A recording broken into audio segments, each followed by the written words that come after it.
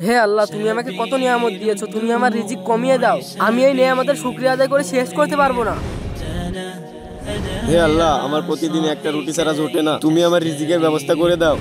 হে আল্লাহ, ওই ভাইয়ের তো কোনো রিজিকের অভাব নেই, তবু কেন তার রিজিক বন্ধ করছো না? আর ওই ভাই তো ঠিক মতন খেতেই পায় না, তবু কেন তাকে রিজিক দিচ্ছ না? এটা তোমার কেমন বিচার?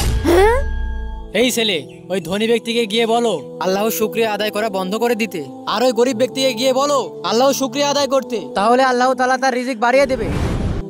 আরে ভাই, আপনি আল্লাহর শুকরিয়া আদায় করা বন্ধ করে দিন, তাহলে আল্লাহ আপনার রিজিক কমিয়ে দেবেন। কি বলছো তুমি? আমি সারা জীবন তার শুকরিয়া আদায় করেও শেষ করতে পারবো না। যাও এখান থেকে। ভাই, আপনি আল্লাহর শুকরিয়া আদায় করুন, তাহলে আল্লাহ আপনার রিজিক বাড়িয়ে দিবেন। কিসের শুকরিয়া আদায় করব? এই ছেঁড়া গেঞ্জি শুকরিয়া আদায় করব? এটাই তো কারণ। আল্লাহর শুকরিয়া আদায় করুন, আল্লাহ আপনার নিয়ামত বাড়িয়ে দিবে।